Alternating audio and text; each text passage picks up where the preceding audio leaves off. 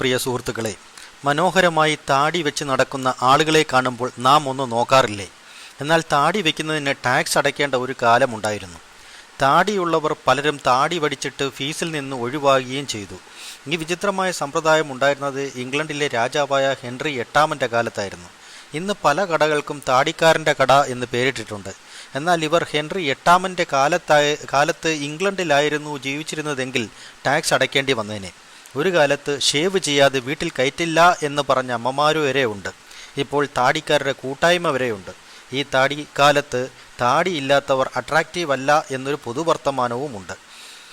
താടി വളർത്തുന്നവർ അത് ശ്രദ്ധയോടെ പരിപാലിക്കുകയും ചെയ്യണം, ഇല്ലെങ്കിൽ അണുബാധ വരെ ഉണ്ടാകാം. താടിയില്ലാത്തത് ഒരിക്കലും ഒരു കുറവല്ല.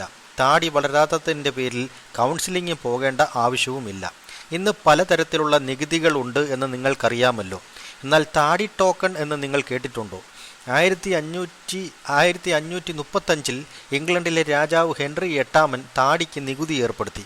എന്നാൽ രാജാക്കന്മാരെ ഫീസിൽ നിന്ന് ഒഴിവാക്കിയിരുന്നു. ഫണ്ട് സ്വരൂപിക്കാനുള്ള സൗകര്യപ്രദമായ മാർഗമായി ഇത് അവർ കരുതി. പിന്നീട് അദ്ദേഹത്തിൻ്റെ മകൾ എലിസബത്ത് ഫസ്റ്റ് നികുതി വീണ്ടും അവതരിപ്പിച്ചു. 2 ആഴ്ചയിൽ കൂടുതൽ വളരുന്ന ഓരോ താടിക്കും പിഴ ചുമത്തി. 1724 റഷ്യയിലെ മഹാനായ പീറ്റർ ആണ് താടി ടോക്കൺ അവതരിപ്പിച്ചത്. താടി ധരിക്കുവാനുള്ള പദവിക്കായി എല്ലാ വർഷവും 50 റൂബിൾ നികുതി അടച്ചവർക്ക് ഒരുതരം രസീതായി നൽകിയ ഒരു ചെമ്പ് നാണയമായിരുന്നു അത്. ആധുനിക പരിഷ്കരണത്തിൻ്റെ ആവേശത്തിലാണ് റഷ്യൻ ചക്രവർത്തിയായ സാർ ഈ താടി നികുതി അവതരിപ്പിച്ചത്. കൗതുകമുണർത്തുന്ന ഈ വീഡിയോ നിങ്ങൾക്ക് ഏറെ ഇഷ്ടമായി എന്ന് കരുതുന്നു. വീണ്ടും പുതിയൊരു വീഡിയോയുമായി കാണാം. അതുവരേക്കും എല്ലാവർക്കും നന്ദി, നമസ്കാരം.